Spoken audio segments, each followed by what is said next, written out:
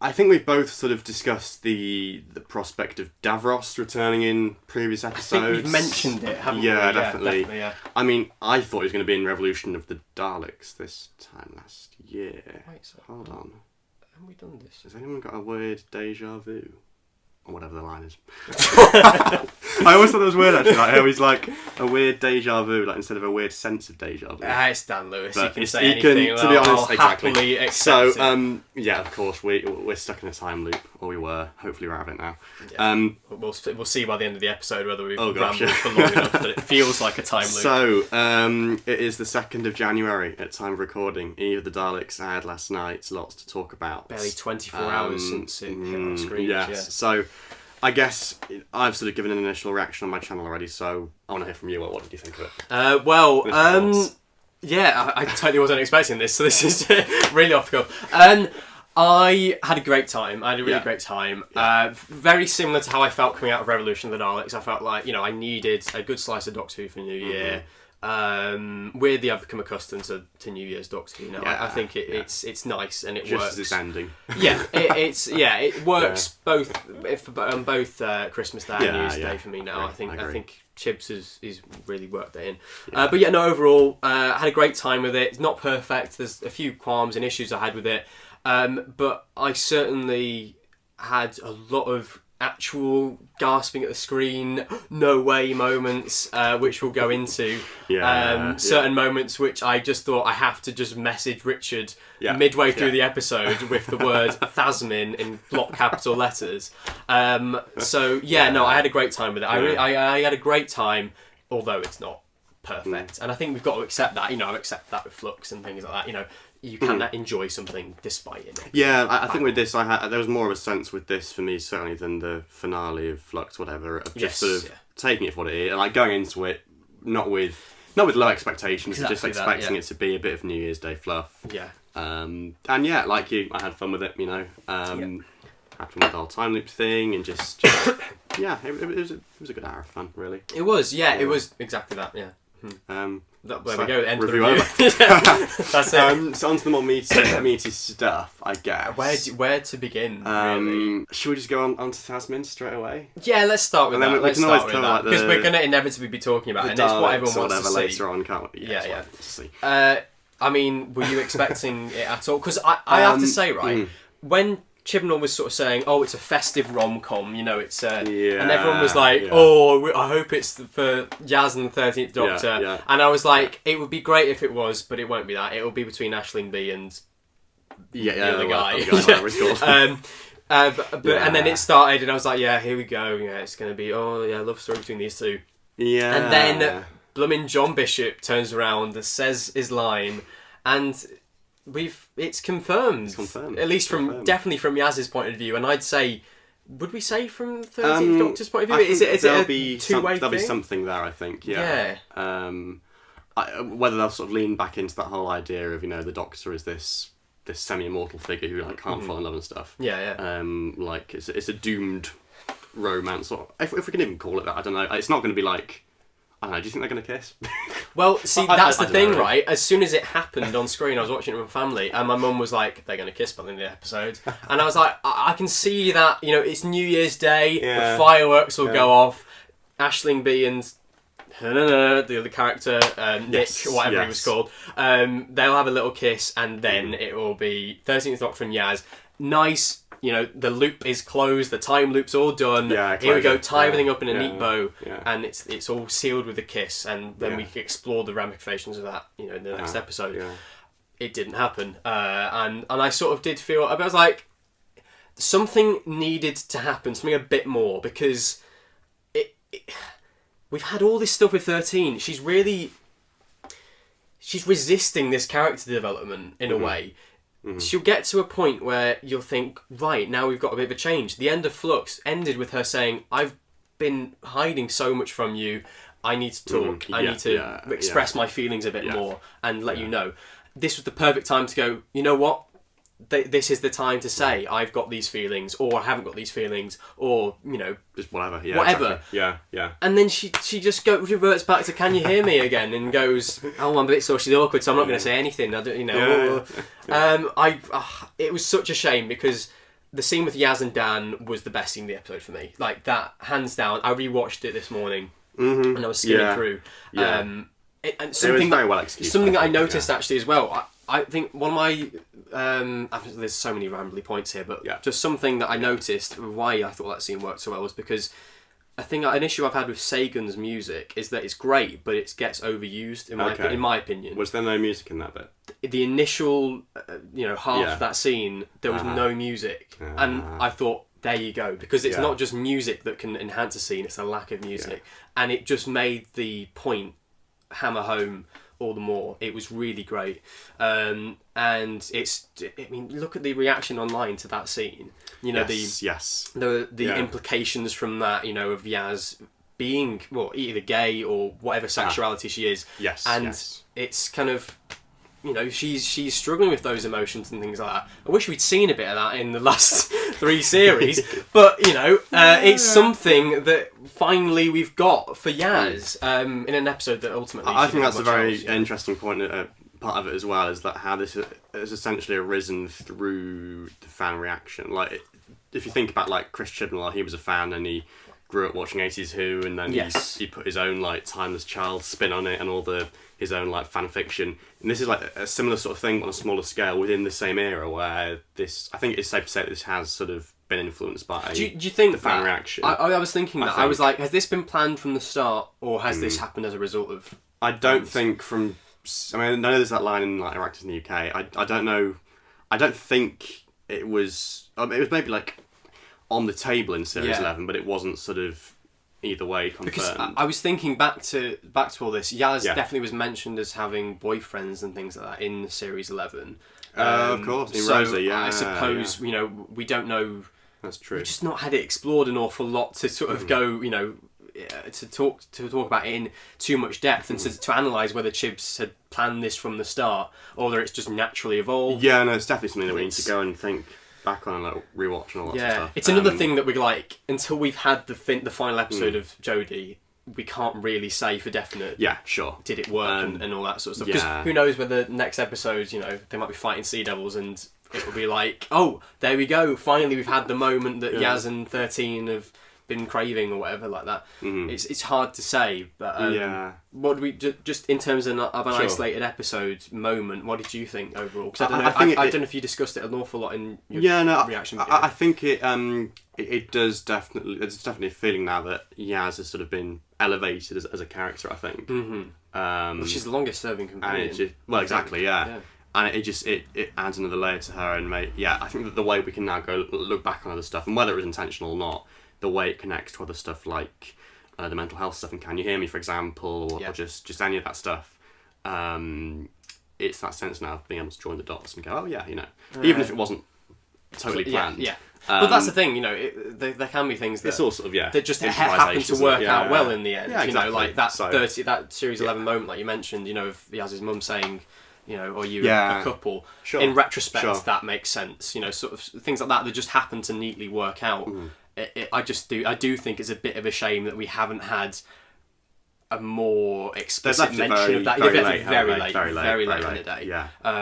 Too little, too late. I don't know, but certainly the reaction it got from me was a very much a kind of they're actually going here. Yeah. And wow. and I was like, I'm thrilled that we've actually got something like that they've committed to. They've actually gone. They haven't just left it as a sort of. It's not even a surface. It's not even like maybe it's hinted at. No, this is explicitly been said. Definitely from Yaz's point of view, I have feelings for the Doctor in that way. Not even as like, oh no, she's such a good friend. No, she actually really likes her. Yeah. As Dan says, and I love that Dan had such a big part in that. A role in it, exactly. Yeah, because he's had that story with Diane. Yeah, and it's I kind loved of how it came back, influenced. actually. Yeah, it's really kind of nice. influenced his sort of gone. His outlook, isn't it? Look, I can't let people not address these things, and like I did, they've got to speak from the heart. They've got to say these things. And the thing about it is like his engagement 15 years previously as well. All these little things, Yeah. Don't leave it too late. It's nice. It's nice. So it is really like nice. That. And also in the real world, I believe John Bishop's son is gay as well. Yeah. So to hear him supporting, that and also other characters, it's just really done very nicely. Mm-hmm. it's not perfect, as I say. You know, I think that it could have been tied up a bit more at the end of the episode. You know, just to create a more cohesive whole. And I definitely just think that the way that it ended with 13 going, oh yeah, no, I don't know what you're talking about. None of that. it really did feel a bit like we've copped out here. I mean, overall, where do we think? More generally, I guess, where do we think that's going to go with those characters and with this Doctor? And I guess as well, did this feel to you like, I know we discussed last time, and this is like the equivalent of Planet of the Dead, I guess, maybe, for Tennant, or like Name the Doctor for Matt Smith, wasn't it? Because it's like three... Wait, how many stories is it? This is the third to last. Third to last, isn't it? Yeah. I guess for Capaldi it's more complicated, but you could say, like, if that's all one story at the end, you could say that is this Eaters is like... of Light his third to last story? If you count Twice Upon a Time as its own thing, then yeah. So I guess in that respect, it's... You can't expect too much. Yeah, definitely not. Yeah. I mean, well, yeah. I don't know. It just feels like we've got literally like nothing 2 more hours of material worth. I think the centenary. They've said it's going to be blockbuster. I'm hoping like an hour and a half for that, maybe. Yeah. Well, definitely not an hour. Definitely not an hour. Yeah, you're right. Well, like an hour and 15. I mean, Voyage of the Damned was about 75 minutes or something like that. So maybe they might push that. Yeah. But maybe they will just go there because like Sherlock episodes were an hour and a half and things like that. So I wouldn't be surprised. It's not unheard of. Mm-hmm. I do think they need it because they've got a lot to explore. Not necessarily like when we got to Time of the Doctor or Twice Upon a Time, it felt like Stephen Moffat had a lot of plot threads to tie up and things just to sort of neaten up, clean up the place before Chibnall came in. Yeah. Whereas in this instance, it feels like Chibnall's got a lot of character things just to get out there properly and just resolve before his time ends. I don't really care about the big ramifications of the flux and things like that. I care about how 13 and Yaz exactly, are like all these people that are saying, why have they not clarified the state of the universe? Like, come on. I mean, I don't know how they would have done it. Exactly. How it really would have been shoehorned. We would have got a line of dialogue or something at most. I don't know. I honestly don't really care. Especially after the Vanquishers. I don't really want to go near too much of that. But it was nice to have the TARDIS as a little thread from that. Yes, I like that. Did we predict that the TARDIS would be tied in? I think we did, yeah. I mean, it was surprising, like, 'cause at the start of the episode they were, like, relatively clear that it wasn't the TARDIS. Like, there was a suggestion, and then later on it was like, oh, actually it is. So, yeah. But how they landed in Manchester, I'll never know. Like, how did that happen? Yeah, that was all bizarre, wasn't it? Yeah. And also, it was Manchester. Why was it Manchester? Other than for that little line of Dan sort of being offensive towards Mancunians, it felt like, well, we're in this insular little place. Yeah. Why was Carl there? If it's Manchester, he should be in Sheffield. He should be doing his job. What did you make of that? I mean, I'll be honest. I quite like that. I didn't realise who it was at first. I thought this was, she'd been talking about Jeff. Yeah. And I thought, is this her colleague? I think a lot of people. And then I was like, it's because my brother turned to me, he was like, who's that? And I was like, he's from Jodie Whittaker's first episode. And he's like, why is he there? I don't know. I honestly don't know. It's fine. Again, like, connecting to what we said previously, I was like, in our previous predictions we did, like, it'd be good to have some little bits of world building or whatever. I mean, obviously we mentioned Robertson, who we'd like to just say now we don't want to see him again, or if he's in it, then they can't help it. But considering the alleged, we're going to retract that one. Everything that's been alleged, But in his place, it's good to have Carl in this one, and just I guess. Do you think he's going to come back as the president of the US instead in the series finale? I don't know. I mean, I remember reading like an interview, I think, in the Doctor Who magazine 19 year book, the one for series 11. Apparently, like, he's good friends with Jodie. I think they possibly went to the same drama school or something like that, or live in the same town or something like that. So it's nice to have a little callback there. There's clearly a connection, and obviously he was in that first episode as well. It would have literally taken him like a day to film a one shot of him reacting to fireworks. It's not. It's a bit of fluff and it's fine. Sure. It's not offensive to me. In terms of other stuff, then I guess, what do we think of the Daleks? Great. Really just ruthless and fantastic as always. Love the new guns. I think the guns were perfect. For the Executioner squad. Just really like the incredible force of them. In fact, there's two things to address there. Well, number one, I will just say that ultimately I've sort of come around to the idea of the well, not to say that I want to see the Bronze Daleks loads more again now, but I didn't mind them. It didn't get in the way in this episode. I thought it was it was fine. Still to think have the them just to be they were back, nice. Okay, yeah, maybe. Still think, I don't know what this claw business is. Yeah, because that wasn't used in this. Used in neither of them. Really, was it? I think they use them in. The recon Daleks did its own thing, isn't it? But that used it once, I think. I would have liked a little bit more clarification on why, are the Daleks totally wiped out now? Is this a very are they scavengers now? Mm-hmm. Where are the Daleks at? But it's a bit. It's not something I'm clamouring to know. Sure. I just think a little bit of clarification would have been nice. One thing that surprised me as well is that there was obviously that line in the synopsis about an executioner Dalek singular, and we were like, what's going on? Because there's clearly multiple Daleks in this story, and for a lot of the runtime, it literally was just that one Dalek, and then I added one more each time. But then why? A video game sort of thing, wasn't it? Was there just one initially, and then why were there suddenly three by the end? To be honest, I need to rewatch that. That was there was a lot of little things like that, which was sort of a bit like, okay, is this a fault of the script, or am I not following properly? Because especially the one moment, where Yaz collects. I can't remember the names. Nick and Sarah. Nick and Sarah, yeah.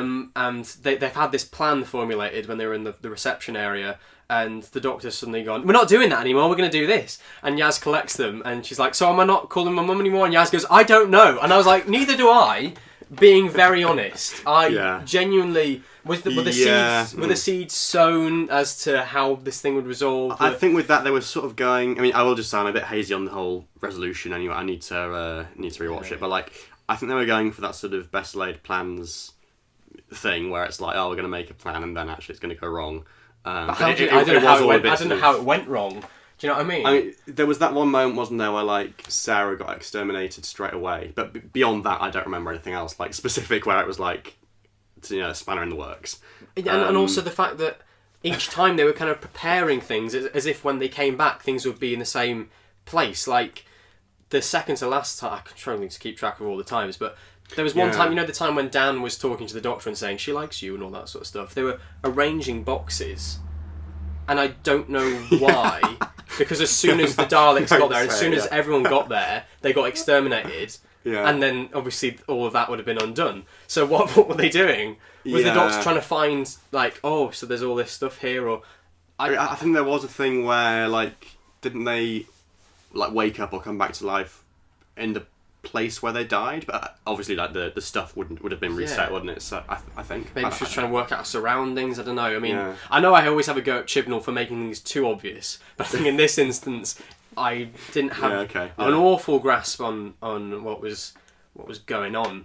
But the Daleks were nice, so I enjoyed them, and they weren't, there's nothing complex to what they were doing.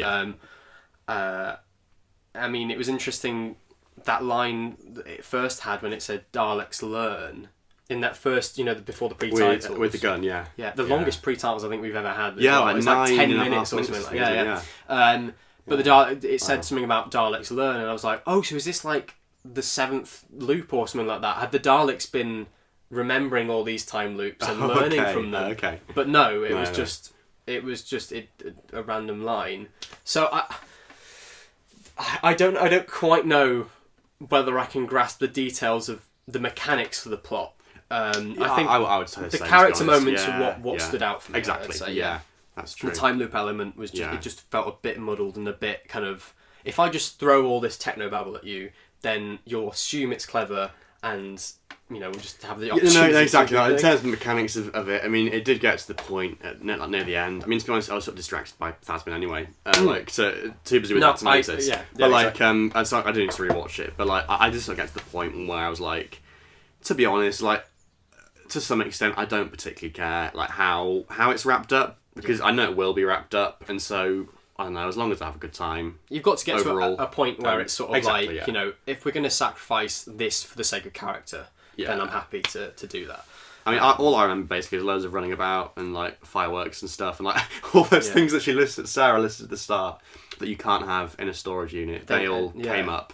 And like hazardous stuff. She said, I watched the start of it actually this morning, and she says something about, he says, oh, what would you class as hazardous? And he says, oh, something that would blow up if I set it on fire. So I was like, oh, so that's linking around to at the end. Yeah, because like, and Jodie, she like said that exact same line, wasn't it? It was like that line about devastating consequences, like something would have devastating consequences if it was set on fire or something like that. Right, okay. And it was like that exact same line, which is a bit weird, but yeah. That Sarah said, and then she repeated it later on. On that topic, what do we think of Nick and Sarah? Yeah, so I really liked... It's Aisling, isn't it? Aisling B. Aisling B. I really liked her. I mean, she was a bit of an arse for a lot of the episodes. Oh, yeah, in terms of her character, yeah. But a bit of a sort of Scrooge character, wasn't it? Sort of like... But I like that, given that we've had Dan, who's so bloody nice. It's nice to have someone who was just a human being, you know. She might have been a dick, but at least she was, you know... Yeah, and exactly. And I do think she really elevated kind of some very surface level dialogue, you know, very basic stuff into an actual real character. I think she was the standout for me of like the whole. By far. In terms of performances, in terms of the cast, she could get that script of what I think was, you know, overall quite weak dialogue in my opinion. I think that she just elevated that. She's the kind of actor that you want for one of those kind of scripts which just needs the actor to inject a bit more energy into. So she was great. What about Nick? I wasn't as convinced, but I think he grew on me a bit. Yeah, I know. Yeah, I know what you mean. He started off, and I was sort of like, of the two, when you put someone like him next to Aisling B, and she's knocking it out of the park, he did kind of pale in comparison. But I think you're right. As it went on, it almost felt like he settled into it a bit more, and.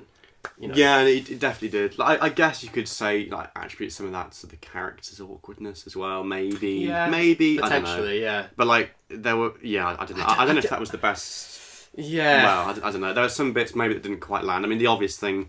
Well, I don't know. What do you think of that thing of him like keeping all his exes stuff? Because there's been loads of, quite a bit of backlash to that. Yeah, because I don't know. Yeah, in one place I'm in your sort of mindset of does it really matter? But then also. I watched it and I was like, this is quite uncomfortable. This is like a major red flag. For Aisling B. You'd get out of there and be like, you're sweet, but ultimately I'm not going to go out with you because you're creepy and this is inherently weird. This is, not right. Yeah, sure. But yeah, you're right. Ultimately, it's fine. I mean, I don't know really where I sit with that. I mean, it didn't offend me as much as it has others, but then I can see why I can see why some people might take that might be a trigger for some people because they might have been affected by stuff like that, and that's obviously something we can't personally attribute. No. So I can understand that some people might have just affected them in a different way, and that's exactly fine. There's triggers for certain people, and that's understandable. But yeah, overall in terms of him.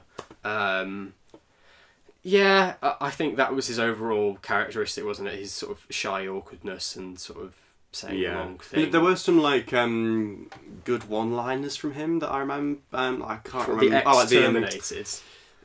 I'm a bit hazy on. I can't. I've seen that mentioned loads. I need to go back and watch that. Was that like when he got exterminated? It was like to do with exterminate. Well, the Dalek blew up all of the stuff in that storage unit. So it was like all the stuff he'd been hanging on to from his ex was terminated. I genuinely don't remember that moment.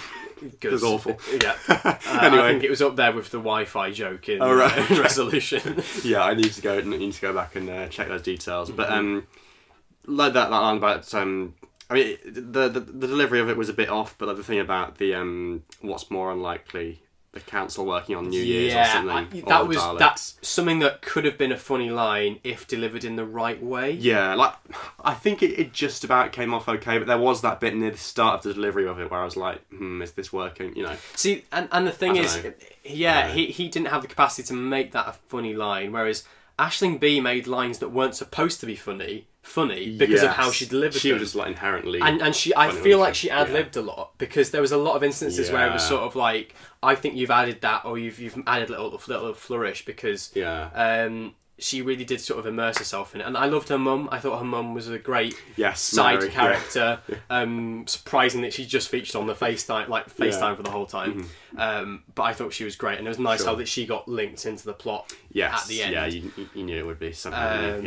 In fact, the little scene between her and her mum in the lift, you know, where she's sort of like, oh, I better take this opportunity to say that I love her, and then it just turns into her mum saying, "Are you drunk?" And I that's quite a nice subversion of what would usually be quite a cheesy scene of, you know, oh, I've never told you, you know, I always shouted at you, I always said this and that, and it just turned into her mum going, you've had one too many, haven't you? Or, there are moments like that where it could have become overly sentimental, where like just at the last minute, like similar to the Yaz and Dan thing, where Yaz is crying and then she's a Dalek behind Dan, like little moments Daleks where it's are the like biggest, like they always intrude on those moments, like the Doctor and Rose coming to meet each other, a Dalek comes in and blasts them down, you know, all these Daleks are just, they're always getting in the way of the romance, I think, in Doctor Who.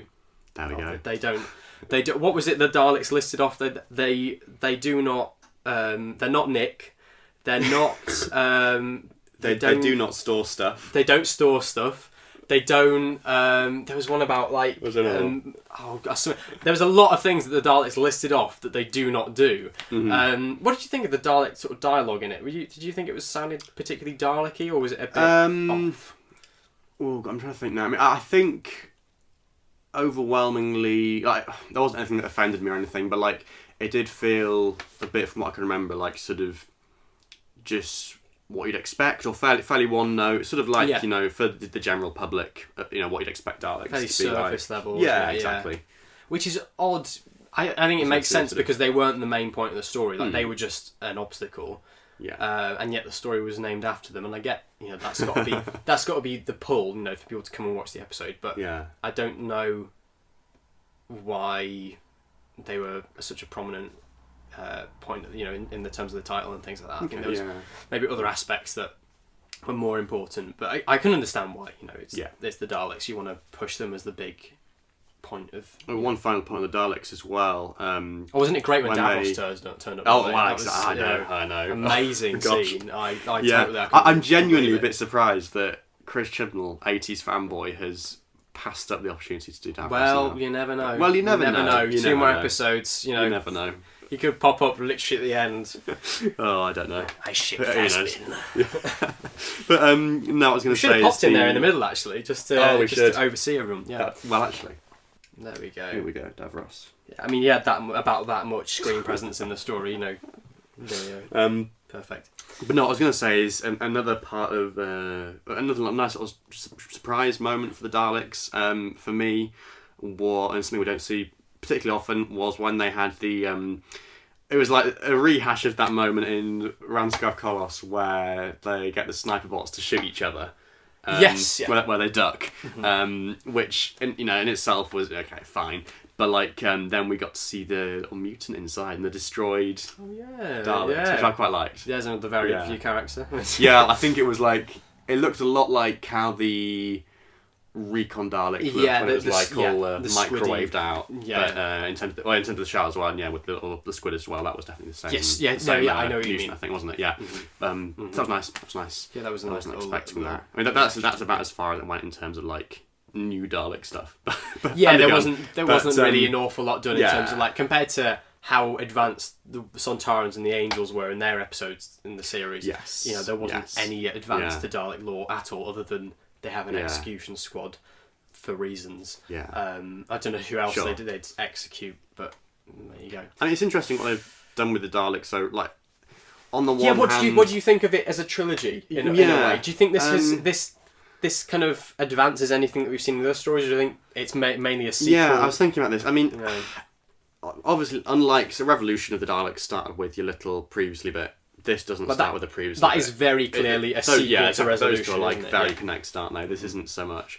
I mean, the one thing that I would say does sort of connect it is the idea of the Daleks seeking revenge on the Doctor, which is a very broad thing. But then it wasn't anything to do with. What I thought was interesting was it wasn't to do with. I thought it'd be something to do with Revolution of the Daleks. With the little TARDIS. Yeah. Exactly, But like you destroyed a whole squadron of our fleet, but no, it turned out to be the Flux thing, which they thought was the Doctor's doing, but it wasn't. that was the Sontarans, and that kind of confused me as to. Yeah, surely you know that because you were invited there by the Sontarans. The Sontarans wiped you out like a bunch of chumps.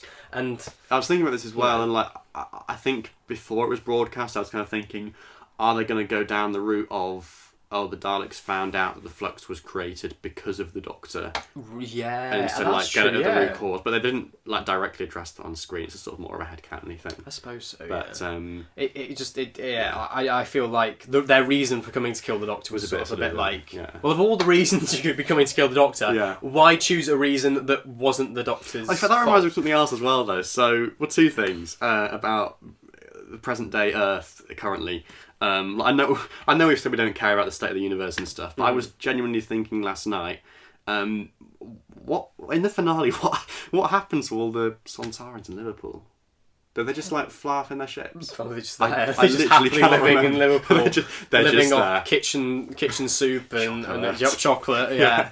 I know there was that scene with like all the spaceships getting destroyed. I'm guessing they all retreated for some reason. Yeah, again. Well, why would they need to?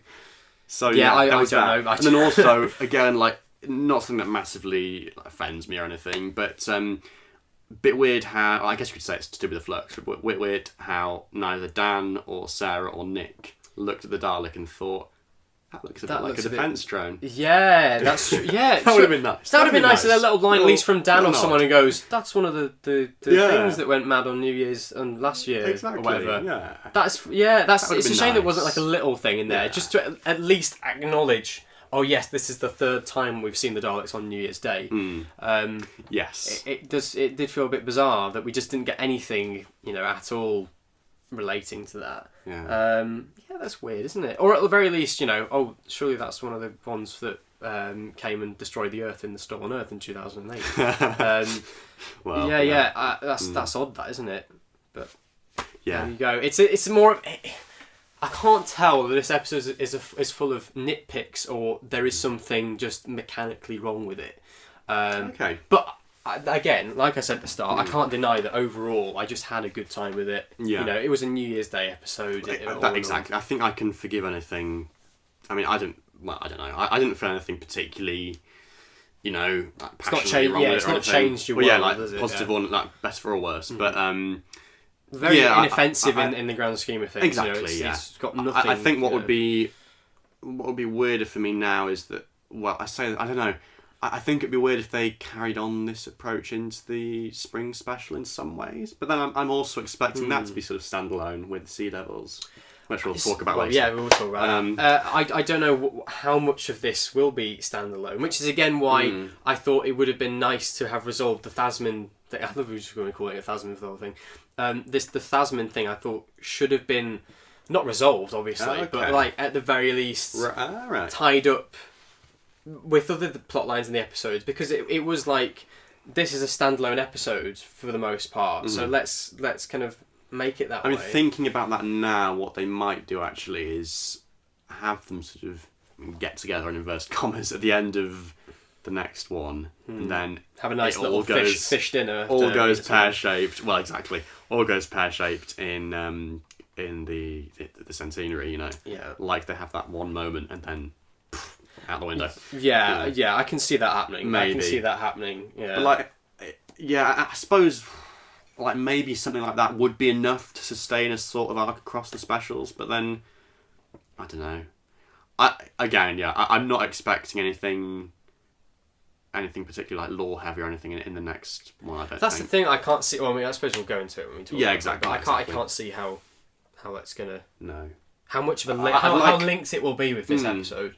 I guess as well, because they are specials and they are, at the end of the day, they're sort of marketed as like standalone things. But like, I would like some sort of, like Ood Sigma at the end of Wars of Mars, just some little thing like that to lead into the. Isn't that bizarre? We didn't even get like any hint.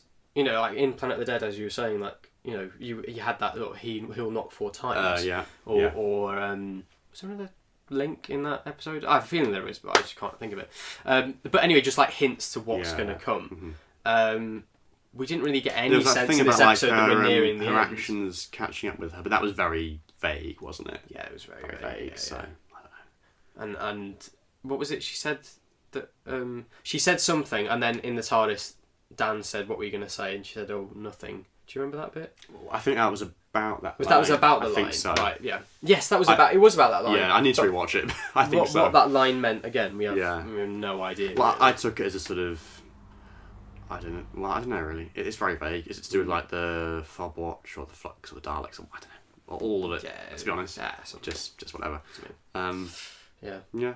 But overall, would you say just an enjoyable? Yeah. Episode. Like I say, I enjoyed it more on first watch than The Vanquish. I think just because I didn't go into it with particularly, I wasn't expecting anything. Well, yeah. Do you think that it's better than any of the Flux episodes? I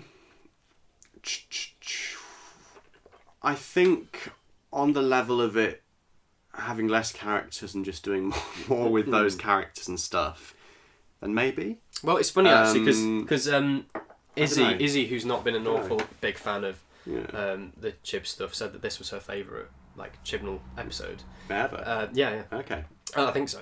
Yeah. Well, because she didn't enjoy series 11 and 12, and she said that this was better than Flux. So I'm just doing the math and making. Sure. Yeah. So that's interesting, and I've heard a lot of people on Twitter say that this was Chibnall's best episode. Yeah, I think that's a bit far. Yeah. In my opinion, I've been surprised actually at how relatively positive it's been. I'd say overwhelmingly positive. Yeah. I don't think I've seen many negative things. Yeah. And the most negative. I think it is the sort of story that, with the best one in the world, just because of the whole time loop thing and how it's a trope, and also how it sort of it lays out that foundation and that sort of template for you to follow. With the best one in the world, it would have been a hard story to get wrong, I think. Yeah.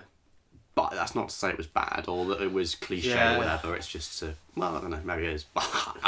I don't know. I had fun with it, I'm not going to begrudge it for anything. I think really. the character stuff that it does very well. Yeah. I just think there could have been more of that and maybe make the time loop stuff just a bit more basic. So that's very sort of secondary to the character stuff. I think the character stuff is the stuff that you want to be focusing on, really. Especially when, for a small scale story like that. They said that they looked at episodes like Midnight when they were making it. So, focus on the character stuff. Make that the big deal, really. Overall, good. And probably on the same level as Flux, maybe for me. But I don't know. I think there was episodes of Flux I did enjoy a bit more. But yeah, it was good. It was good. Probably a good solid 6 or 7 out of 10. Maybe 6, maybe 7's a bit generous. Yeah. Cool. And Tasman's a thing, so there we go. Yeah. So that does it for this one, I guess. Like, subscribe, all that stuff. Check out Miles's channel as well. We've done other stuff over Christmas and for years before this as well. So go and check out the back catalogue. Get the playlist. The playlist in the description. And obviously this is the first one of the new year, I guess. Yeah. So more to come. Yeah. And we will be discussing, or already have discussed, depending on what order these go out in, the Sea Devils in another video. So, look out for that. Look out for the fish boys. Yeah. Cool. Bye.